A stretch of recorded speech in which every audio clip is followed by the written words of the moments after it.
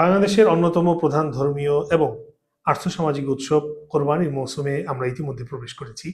কোরবানির মৌসুম আসলেই আমাদের দেশের সুনির্দিষ্ট চিহ্নিত একটি গোষ্ঠী বিভিন্ন শিরোনামে কোরবানির বিরোধিতা করে থাকেন। প্রতি বছর যখন আমেরিকায় থ্যাঙ্কস গিভিং প্রোগ্রামকে কেন্দ্র করে প্রায় 4.5 কোটির উপরে টার্কি হত্যা করা হয়, অথবা ক্রিসমাস আয়োজনকে কেন্দ্র করে প্রায় 2,20,00,000-এর মতো টার্কি হত্যা করা হয়, তখন আপনাদের এই পশুর প্রতি মমত্ববোধ কোথায় হারিয়ে যায়?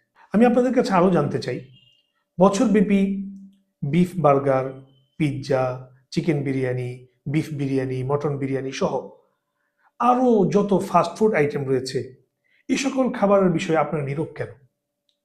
নির্দিষ্ট করে বললে কেএফসির মতো গ্লোবাল ফ্র্যাঞ্চাইজিগুলো, যারা সারা বছর ব্যাপী জীব হত্যাকে একরকমের জেনোসাইডের পর্যায়ে নিয়ে গিয়েছেন, বিজনেস করে তারা গোটা বিশ্বব্যাপী তাদের কোটি কোটি ভোক্তাদের কাছে এই সকল খাবার পৌঁছে দিচ্ছেন, তাদের বিরুদ্ধে তো আপনাদের রীতিমতো প্রতিবাদ সমাবেশ ডাকা উচিত। সেখানে আপনারা নীরব কেন? আসলে আমার কাছে মনে হয়, আপনারা যারা জীব হত্যা মহাপাপ বলে থাকেন, আপনারা আছেন এক বিরাট সংকটের মাঝে। কারণ আপনারা যেরকম আমিষ খেতে পারছেন না, বিজ্ঞান বলছে, উদ্ভিদ বিজ্ঞান বলছে গাছ পাতা লতা এগুলোর প্রাণ রয়েছে, ফলে আপনারা নিরামিষও খেতে পারছেন না। তাহলে আপনারা খাবেনটা কি? শ্যাওলা খেয়ে বাঁচবেন, নাকি বাতাস খেয়ে জীবন ধারণ করবেন? অসহায় দুস্থদের পাশে দাঁড়ানোর এই মহৎ স্লোগানটি অত্যাসন্ন ফুটবল বিশ্বকাপে যখন প্রায় $727 বিলিয়ন ব্যয় হবে, তখনই কি আপনারা অসহায় দুস্থদের মাঝে দাঁড়ানোর কথা বলবেন? এই $727 বিলিয়ন ফুটবল খেলার নামে ব্যয় না করে অসহায় দুস্থদের মাঝে বিতরণ করে দেওয়ার কথা বলবেন?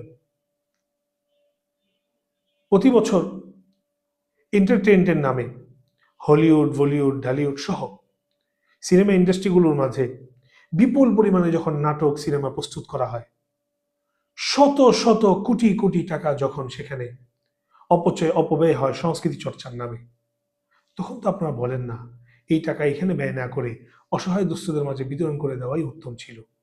তখন আপনারা নীরব থাকেন কেন? বাংলাদেশের সবচেয়ে প্রধান স্পোর্টস হচ্ছে ক্রিকেট। যদিও ক্রিকেটে আমাদের তেমন কোনো অর্জন নেই। এই ক্রিকেটের পিছনে প্রতি বছর রাষ্ট্রীয় সম্পদ হাজার হাজার কোটি টাকা ব্যয় হয়। আপনারা তো তখন কোনোদিনও বলেন না এই টাকা এখানে ব্যয় না করে অসহায় দুস্থদের মাঝে বিতরণ করে দেওয়া উত্তম। কিছু পরিসংখ্যান আমাদেরকে প্রচন্ড রকম আশাবাদী করে।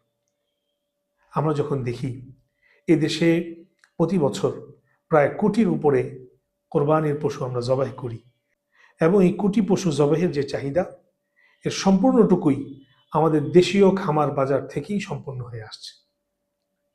ইতিমধ্যে কিছু পরিসংখ্যান বলছে গোটা বিশ্বব্যাপী সবচেয়ে বেশি কোরবানি গত বছর হয়েছে আমাদের বাংলাদেশে। বাংলাদেশের আর্থসামাজিক বাস্তবতায় কোরবানি ইতিমধ্যে পরিণত হয়েছে অর্থনীতির অন্যতম প্রধান চালিকা শক্তিতে। এর প্রভাব শহর বন্দর পেরিয়ে গ্রাম পর্যন্ত পৌঁছে গিয়েছে। কোরবানি এদেশের প্রাণী সম্পদ, চামড়া শিল্প, পরিবহন ব্যবস্থা, ইলেকট্রনিক ব্যবস্থা, ডিজিটাল ফাইন্যান্স, খুচরা উদ্যোক্তা সহ অর্থনীতির বিভিন্ন সেক্টরে এক উদ্দীপ্ত চালিকা শক্তির ভূমিকা ইতিমধ্যে অবতীর্ণ হয়েছে। কোরবানি বিরোধিতাকারী সুশীল ভাইদের উদ্দেশ্যে বলবো, আসুন কোরবানির এই মহান মৌসুমে মুখ গোমরা করে না থেকে, মন বেজার করে না থেকে, আসুন আমাদের বাড়িতে দাওয়াত দিন। একসাথে আমরা কোরবানির সুস্বাদু গোশত আহার করি, কোরবানির উৎসব উদযাপন করি। এর মাধ্যমে আমরা ধর্মীয় বিবেচনায় সৃষ্টিকর্তার নৈকট্য অর্জন করব, পাশাপাশি আর্থসামাজিক বাস্তবতায় দেশের অর্থনীতিকে আরো চাঙ্গা করে তুলব। ঈদ মোবারক। আসসালামু আলাইকুম ওয়া রাহমাতুল্লাহ।